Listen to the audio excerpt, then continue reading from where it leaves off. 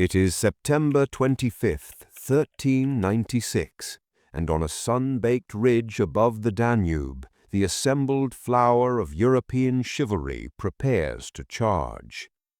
The French knights at the front have not come to Bulgaria for a careful, considered campaign.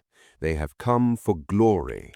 They have come for the kind of thunderous cavalry assault that would be spoken of in the courts of Paris and Burgundy for generations. The Ottoman army waits for them on the other side of the ridge. What waits behind the Ottoman army, the knights do not know. What waits behind the Ottoman army will kill them. This is the Battle of Nicopolis, the last great crusade, and the day European chivalry broke itself on its own arrogance. The future of Christian Europe is at stake in a way that few battles in history can genuinely claim. The Ottoman Empire has been advancing into Europe for half a century. Gallipoli fell in 1354. Adrianople fell in 1369. By 1393, the Bulgarian Tsardom had been completely absorbed. Constantinople, the greatest Christian city in the world, was already under pressure, its emperor reduced to a vassal who attended the Ottoman court. If this crusading army fails, there is nothing left. No coalition large enough, no monarch willing, no treasury deep enough to fund another attempt. The road to Vienna, to Budapest, to the heart of Europe lies open. Everything depends on what happens on this ridge, and everything depends on whether the most arrogant soldiers in Christendom can be convinced for one day to listen. They cannot. To understand how the most powerful crusading army of the age managed to destroy itself, we need to go back 50 years to the rise of the power that made Nicopolis necessary. The Ottoman Empire in the 14th century was not the slow-moving bureaucratic state it would later become. It was a military machine, aggressive, adaptive, and led by a succession of rulers who understood that expansion was not just ambition, it was survival. An empire that stopped expanding weakened. An empire that kept moving grew stronger with every campaign. Under Sultan Murad I, the Ottomans had crossed into Europe and made themselves permanent. They defeated the Serbs at the Battle of the Maritsa in 1371. They shattered the Serbian alliance at the Battle of Kosovo in 1389, a battle so traumatic that Serbian national memory has never fully recovered from it. When Murad died at Kosovo, stabbed by a Serbian nobleman in the immediate aftermath of the battle, his son Bayezid I took command on the field and demonstrated within hours of his father's death exactly what kind of ruler he would be. He had his own brother strangled to prevent a succession dispute. He returned to Ottoman territory and began preparing the next campaign before the bodies at Kosovo were cold. Bayezid moved fast, faster than any Ottoman sultan before him. His campaigns covered enormous distances in weeks rather than months. His enemies called him Yildirim, the Thunderbolt. The name was not flattery, it was fear. By 1394, Bayezid had placed Constantinople under blockade and turned his attention to the remaining Christian principalities of the Balkans. The Hungarian king Sigismund, who also held the title of King of Bohemia and would later become Holy Roman Emperor, watched the Ottoman advance with growing alarm. He sent appeals to every court in Western Europe. The response was extraordinary, and it was exactly the wrong kind of extraordinary. The army that assembled at Buda in spring of 1396 was enormous by any measure of the age. Estimates ranged from 60,000 to 100,000 men, though the effective fighting strength was probably closer to the lower end of that range. What made it powerful on paper also made it dangerous in practice. It was an army of equals, with no single commander anyone would obey. The French contingent was led by John the Fearless, Count of Nevers, son of the Duke of Burgundy, 24 years old, burning with the desire to prove himself. With him came the finest knights France could offer, the Constable of France, the Marshal of France, the Admiral of France. Men of the highest rank, the deepest pride, and the most absolute certainty that cavalry was the answer to every problem a battlefield could present. King Sigismund of Hungary, who actually knew the Ottoman army, who had fought them before, who understood their tactics, pleaded with the French to hold their position and let the Hungarian infantry lead. The Ottomans used a specific defensive formation. It needed to be broken in a specific way. Patience was required. The French knights looked at Sigismund and saw a man asking them to wait while lesser soldiers did the work that was rightfully theirs.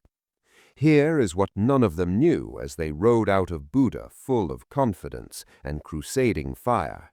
Bayezid had been informed of their march almost from the moment it began.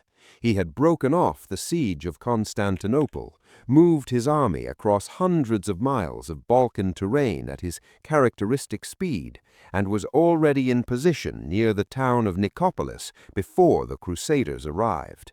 He had chosen his ground. He had prepared his formation. He was waiting. The hunters, in every sense that mattered, were the hunted. The Crusaders reached Nicopolis on September 10th and began a siege of the town's Ottoman garrison. For 2 weeks they waited, not patiently, but with the restless, combustible energy of men who had come for a battle and were being denied one by a fortress that refused to fall quickly. On September 24th, scouts reported that Bayezid's main army was approaching. The moment the Crusaders had come for had arrived. That night, the arguments began. Sigismund had intelligence about the Ottoman formation. Bayezid's army was arranged in 3 lines, a screen of irregular light cavalry at the front, a wall of Sipahi feudal cavalry behind them, and at the rear, unseen, deliberately concealed behind the ridge, the elite Janissary infantry, dug into a defensive position with sharpened stakes, supported by thousands of Serbian cavalry under Stefan Lazarevich, Bayezid's vassal. Sigismund's plan was straightforward. Send the Wallachian and Hungarian light troops forward first to scatter the irregulars, draw out the Sipahi, tire them, and only then commit the heavy cavalry to a charge against a disorganized and winded enemy. The French knights refused. Sending lesser troops ahead of them was an insult to their honor. The suggestion that they should wait while Wallachians and Hungarians did the fighting was so offensive that John of Nevers barely let Sigismund finish speaking. The French would charge first. That was final. On the morning of September 25th, 10,000 French and Burgundian knights rode forward. The charge was magnificent. It was also exactly what Bayezid had designed his formation to invite. The French crashed through the screen of Ottoman irregulars with almost contemptuous ease. These men scattered and fled, exactly as they were supposed to. The knights pursued, cutting them down, certain that the battle was already decided. Then they crested the ridge. Below them, in a valley the Crusaders had not known existed, stood the Sipahi cavalry in full formation, fresh, ordered, waiting. The French had been riding uphill for 20 minutes. Their horses were blowing. Their formations had stretched and broken in the pursuit. They had no momentum left for a proper charge. They attacked anyway, because retreating was unthinkable. The fighting was fierce and desperate. The French knights were individually the finest soldiers in the world, but they were exhausted, disordered, and outnumbered. Some of them broke through, most of them did not.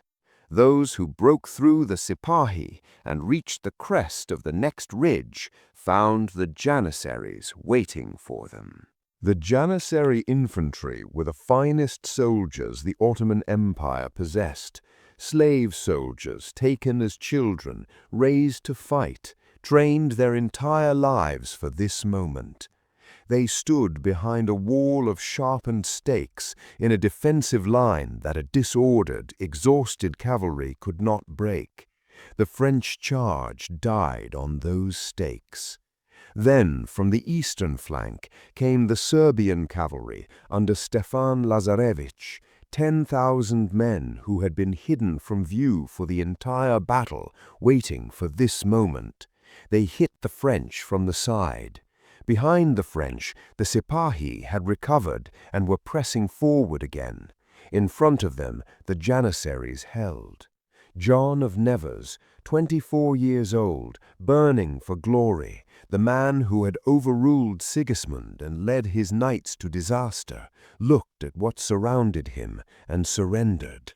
On the ridge to the left, King Sigismund watched the French collapse and understood immediately that the battle was lost. His Hungarian infantry had not yet engaged. There was nothing they could do. He was advised to flee. He fled. He escaped down the Danube on a fishing boat, purportedly watching his army die on the hillside as the boat pulled away from the bank. The rout was total. 10,000 men killed or captured in a single afternoon. What happened the morning after the battle is one of the most documented atrocities of the medieval period. Bayezid had taken thousands of prisoners. Among them were the highest nobles of France and Burgundy, men worth enormous ransoms. John of Nevers alone was worth a fortune. But on the morning of September 26th, Bayezid received reports that Crusader soldiers had been killing Ottoman prisoners during the battle and its immediate aftermath. His response was swift and absolute. He ordered the prisoners brought before him. The highest nobles, those worth ransoming, were set aside. The rest were executed. 3,000 men, one by one or in small groups throughout the morning. John of Nevers was made to watch. The ransoms eventually paid for the French prisoners were so enormous that the Duke of Burgundy was forced to sell crown jewels, levy special taxes, and borrow from every banking house in Europe. John of Nevers returned to France 2 years later. He never went on crusade again. The aftermath of Nicopolis echoed across Europe for decades. Constantinople's fate was effectively sealed. The city that had been the center of Eastern Christianity for 1,000 years now existed entirely at Ottoman discretion, a relic, a symbol, a place Bayezid could take whenever he chose. He chose to wait. The city fell 57 years later, in 1453, when Bayezid's grandson, Mehmed II, finally ended what Nicopolis had made inevitable. In France, the shock was profound. The ransom crisis consumed the court of Burgundy for years. The flower of French chivalry had been captured or killed. The men who returned came back changed, quieter, more careful, with none of the blazing certainty they had ridden out with. For Sigismund, the humiliation was personal as well as military. He had known what would happen. He had said what would happen. He had been ignored. He would spend the next 2 decades trying to rebuild European resistance to the Ottomans, with limited success. His later career was distinguished. He became Holy Roman Emperor, hosted the Council of Constance, played a central role in the politics of his age, but Nicopolis followed him. And for the Ottoman Empire, Nicopolis was confirmation of something Bayezid already believed, that the crusading tradition was finished, that no Western army would come again in sufficient force to threaten what the Ottomans had built in Europe. He was almost right. The crusading movement never recovered its momentum after 1396. The last significant anti-Ottoman coalition of the medieval period, the Crusade of Varna in 1443, ended in another catastrophic defeat. Europe learned nothing, or rather it learned the wrong lesson. It told itself that the defeat had been caused by French arrogance, by poor coordination, by bad luck. It did not tell itself the truth, that the Ottoman military system, patient and professional and utterly without illusion, was simply better than anything chivalric Europe had developed. The irony at the heart of Nicopolis is that John of Nevers was not a coward. He was not incompetent. By the standards of his world, he was doing exactly what a great knight was supposed to do, leading the charge, seeking glory, refusing to yield the place of honor to lesser men. That world simply had no answer for what Bayezid had built.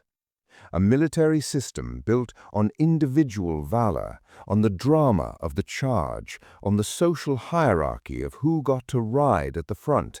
It had been the defining military tradition of Western Europe for 300 years. At Nicopolis, it met a system built on something else entirely, on discipline, on patience, on the understanding that the enemy's pride was a weapon that could be used against him. Bayezid set the trap. The French knights rode into it with flags flying. It is the evening of September 25th, 1396. On the ridge above Nicopolis, the dead lie where they fell. In the valley below, 3,000 prisoners wait for morning. On a fishing boat on the Danube, Sigismund watches the shore recede and says nothing. The last great crusade is over. It lasted one afternoon. And the men who ended it did not consider themselves conquerors of Christianity. They considered themselves soldiers doing their jobs, professionals who had studied their enemy, prepared their ground, and waited with perfect patience for the moment their enemy's arrogance delivered him into their hands. History does not always reward virtue, but it has a long memory for pride. Bayezid did not stop at Nicopolis. Within 4 years, he would be sitting outside the walls of Constantinople, certain the city was his. What stopped him, the battle that saved the Byzantine Empire for another half-century, is next.